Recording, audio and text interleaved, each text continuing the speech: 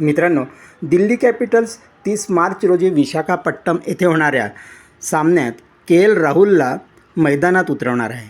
पहिल्या मुलाच्या जन्मानंतर सोमवारी लखनौ सुपर जायंट्स विरुद्धच्या पहिल्या सामन्यात वगळण्यासाठी दिल्ली कॅपिटल्स व्यवस्थापनाकडून यष्टिरक्षकाला परवानगी मिळाली होती. दुबईमध्ये प्रभावी कामगिरी केल्यानंतर राहुल चॅम्पियन्स ट्रॉफी विजयादरम्यान भारताचा महत्त्वाचा खेळाडू बनला आहे. त्याच्या दमदार कामगिरीमुळे त्याला नवीनतम राष्ट्रीय T20 आंतरराष्ट्रीय संघात स्थान गमावण्यापासून रोखता आलेले नाही. दुबई स्पर्धेत राहुलने स्पष्टपणे दाखवून दिले की त्याला संघाच्या T20 आंतरराष्ट्रीय संघात पुन्हा सामील व्हायचे आहे. राहुल विशाखापट्टणम येथील वाय. राजशेखर रेड्डी क्रिकेट स्टेडियममध्ये दिल्ली कॅपिटल्ससोबत पुन्हा एकदा सामना खेळण्याची योजना आखत आहे, जो त्याच्या सध्याच्या क्रिकेट विकासात एक महत्त्वाचा मुद्दा असेल. त्याचे समर्थक आणि त्याचे संघ सदस्य दोघेही या हंगामात दिल्ली कॅपिटल्ससाठी त्याच्या पहिल्या सामन्यात त्याच्या कामगिरीची उत्सुकतेने वाट पाहत आहेत.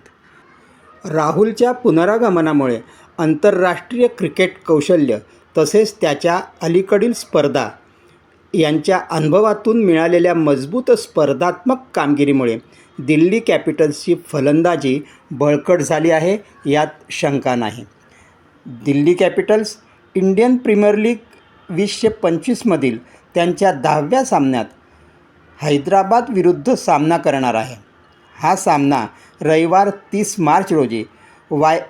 राजशेखर रेड्डी या स्टेडियमवर होणार आहे. 2024च्या इंडियन प्रीमियर लीगमध्ये शेवटच्या वेळी सनरायझर्स हैदराबाद आणि दिल्ली कॅपिटल्स आमनेसामने आले होते. त्यावेळी SRHने 67 धावांनी दमदार विजय मिळवला होता. प्रथम फलंदाजी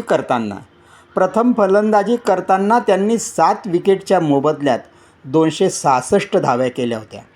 प्रत्युत्तरात दिल्ली कॅपिटल्स लक्ष्य गाठण्यात कमी पडली आणि अखेर सामना गमावला होता. आता उद्याच्या सामन्याचा थरार आपण उद्या संध्याकाळी 7:30 वाजता अनुभवणार आहोत. धन्यवाद.